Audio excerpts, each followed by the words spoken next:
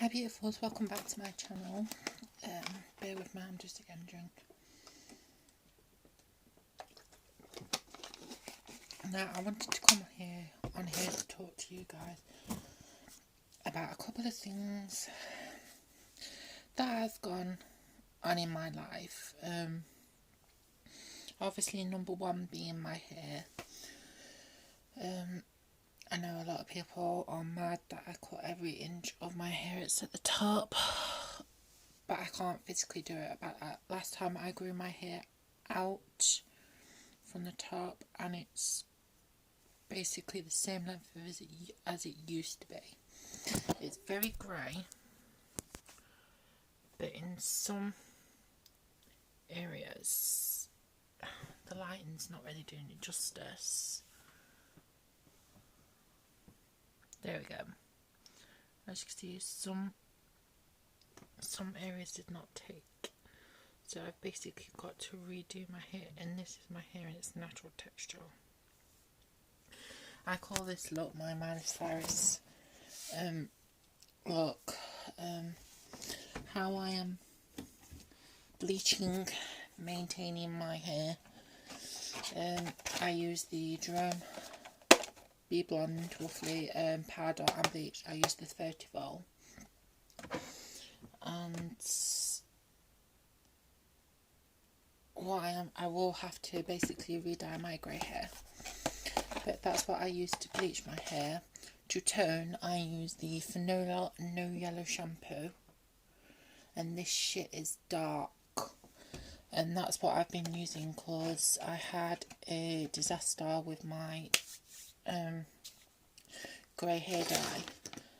Anyone that knows me, I have thick coarse hair, and I applied my GHDs and it was all one colour, this lovely beautiful grey colour that you see at my roots, but for some bizarre reason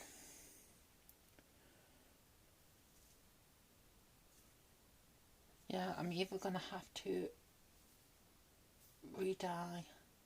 I'm just going to have to re-dye my hair. But the thing is, when I applied it, the ends of my hair lightened and the colour for the grey removed itself, and I don't get how it did that. But anyway, I am maintaining my hair. I don't think I'll have to re-bleach the ends of my hair. I think what it was with the GHD is because my hair's so thick, I think the heat on it was too high, so basically it reacted and discoloured my hair, and I think that's what happened, so I will have to re-dye it. Now today, roughly, because my hair, it's been on the dry side, let's be honest, is it damaged? It's slightly damaged because for one it's bleached and it's been dyed grey, but it's not super damaged like I've had before. If anything, I can run my fingers through my hair, I can do many stuff, I can even style my hair with heat. But what I did today, I used my Essence shea butter, and I get the unrefined one, and it's this big tub. I got this, I think it was about 10 quid. Obviously I've used it a little bit, but it comes like that. I think that was an oil that was accidentally got onto it, but I got loads of shea butter left, and I only roughly use a little bit of it. And what I do, I also combined my KTC pure almond oil, and I got this for £1, I'm thinking Superdrug, and it's 100% almonds, so roughly there's no other ingredient in this apart from almonds. And what I do, I heat up the shea butter first, then when that's basically melted, I put that in a bowl, wait for it to cool down slightly, and I add a bit of almond oil with it. And what that did, it gave it a more creamier substance, so it practically glided through my hair. And then I wash my hair twice with a sulfate-free shampoo. and the rest is history. On days where I don't apply heat, I use hair gel, or I leave my hair like this in its basically natural texture. Can you see roughly? In this lighting it looks like I've got highlights, but I most probably will have to redye this. But the whole point of this video is a lot of stuff that's coming into this video. We've got Pride next month, so that's coming up, so I hope you guys are tuned in for that. So I'll either be going or I won't be going, I don't know, I haven't properly decided, but I think I will go. Then I have the gender clinic the month after, which is on the 16th at 10 o'clock. But this whole video mainly is just to give you those updates. Also, I've had to square my nails because a lot of them, one broke off from the thumb really badly, and it was that one. But the thing is, this video I want to talk about, have I ever dealt with discrimination in either the workplace or going as a transgender woman? And the answer to that is many times. I worked at a care company called Sevacare. That's what they're called here in the UK. And I had one client, my family didn't know about this till I basically mentioned it. I was at a client's house, and when I signed up for Sevacare, I declared that I was transgender and will be transitioning.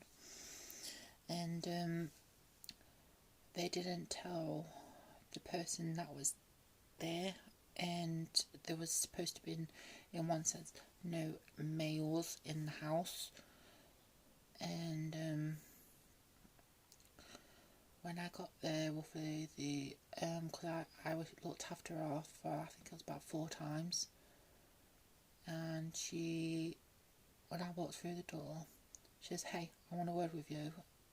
And she was telling the other carers, she was like, "You let a man into my house." And we looked at each other, and she was like, "I always knew there was something different about you." She said, "I couldn't put my finger on it." She says to me, "You look like a female." She says, "And you look like a male at the same time." She says, "There was something different about you." She said, "I could not put my finger on it." She says, "Your voice is very feminine." She says, "You are passable." She says, "But," she says, "I caught you." And the person that was with me was like, "Can you calm down?" And she was like, "No, you brought a man into my house." But there's a storyline to why she acted the way she did. And this year I had no choice to confess. I says, "Yes, I am transgender." I says, "I am in transition." I says, "They should have told you this." And she basically, before that, she told me to basically drop my trousers, drop my pants, and reveal myself to the carers that were there and to her. That's how angry she was. And when she told me, she said, "You're not coming anywhere near me." Just a WhatsApp message of my sister. Bear with me. And the other carers took care of her because I was basically being trained. Even though I've got 7 years of care experience. And I was in the kitchen and I was so depressed. I had never been embarrassed like that in my life. And the very next day I had to call in work because a bad wave of depression hit me. And my workplace obviously apologised for it, but I remember one of the carers saying, "You should have told her," and I was like, "No," I says, "that's my private life." I says, "I don't have to go to every household telling them, 'Oh, by the way, I'm transgender, can I care for you?'" It's not really anyone's business, apart from it needs to be proper well known. And there was a time when I studied for a course many years ago in hairdressing. There was a complaint about me. This was when I was like 19 or 20. I'm 28. And there was I got pulled aside. Apparently a student made a complaint against me and the fact that I'm transgender. And they did. Apparently the real complaint was that they didn't like the fact that I wore women's clothing, took a handbag, and that. And they says, how do you feel about it? I says, it's water off a duck's back. I says, if they've got a problem with me, that's not my problem. I said, I really don't freaking care what other people think about me. And they liked the fact that I had that kind of, in one sense, barrier, roughly, because I don't really care what people think of me. I can be in the most ugliest of outfits, but at least I'm comfortable. And as well as, I mean, like, I've dealt with roughly a lot of discrimination, including one time when I studied another course for retail, and these two men basically said that transgender people that use women's toilets are only there to rape women. And I remember it as plain as day, and I overheard them, and this was when I didn't have a lot of confidence basically to bite back. And they says transgender people are only in the bathrooms to rape women, not the fact that we need the toilet. And that transgender people, including trans men and trans women, because I am a trans woman, should be shot. Didn't even know me, but yet their first intentions was, you should be shot. All because I was using a woman's bathroom and I was wearing feminine clothes and I was different to them. And then there was another guy that was in that class that basically says, oh, I'm going to turn up in a woman's dress, wear heels and that the very next day. I'm like, go for it, do what you want. But I've just dealt with discrimination even from my brother. I deal with a lot of discrimination from my brother actually, but that's mainly it. You will get discrimination in your life whether you like it or not, and you'll find that at Pride as well. That will come. There will be signs of people holding God hates the pigs and that lot. I mean, I've watched, because it's 2019, I've watched some recent Pride videos and that, and they look amazing. And then there was one particular about this Christian activist and that lot, basically saying that lesbians shag dogs because they can't get a real man and all this lot. Oh, it was going off on one. It was right weird in that lot. And then I thought to myself, no way is he a true Christian. Because at Pride, roughly, you get a load of people that are protesting on a day of celebration. And some people don't get why LGBTQ plus people celebrate Pride. It's because we have to fight for the way we live. And in one sense, I've got a fight ahead of me, roughly, because I'm trying to get on hormones. And I'm growing out my hair currently. It's grown so much. And it is very long, can you see? It is very long. And can you see it's grey? But it's got very tints of this weird blonde colour. So what I've got to do is basically just dye it. This is what I call my Miley Cyrus haircut.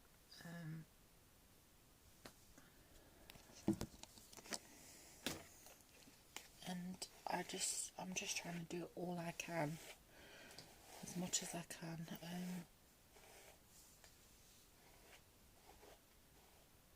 my hair is basically at the stage it was last time, where my hair is basically here and then it's going to grow down.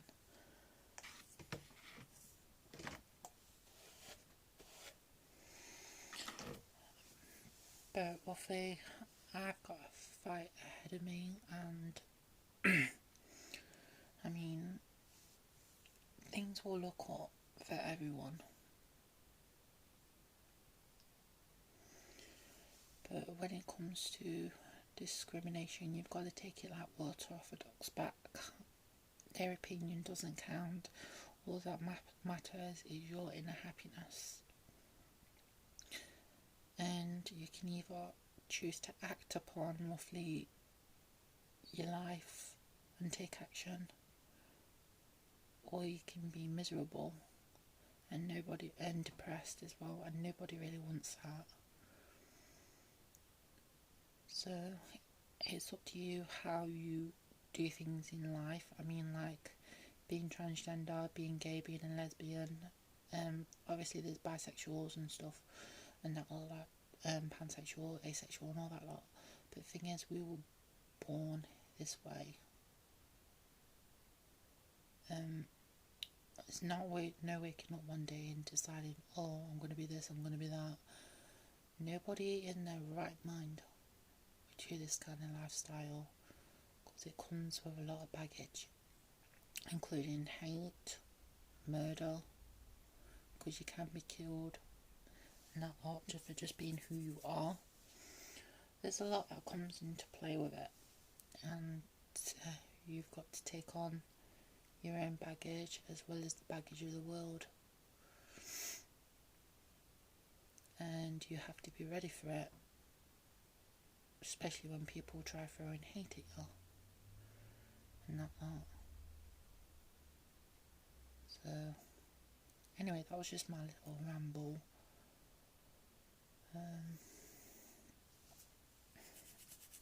Obviously I've got roughly 2 more most probably videos to come, and that's the gender clinic and Pride, hopefully. Anyway guys, I want to get going, but that's how long my hair is. As you can see, it's very grey.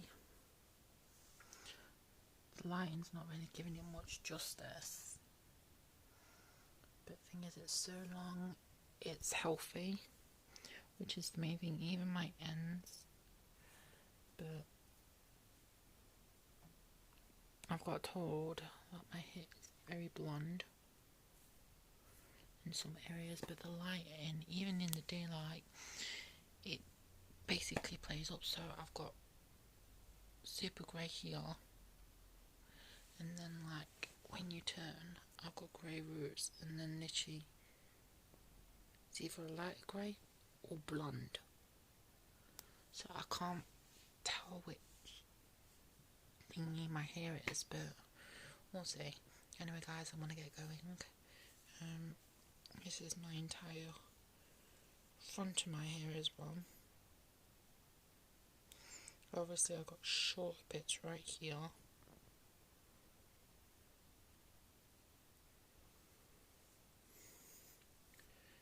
but that's it. Anyway guys, I'm gonna get going, and I'll see you in the next video. Bye.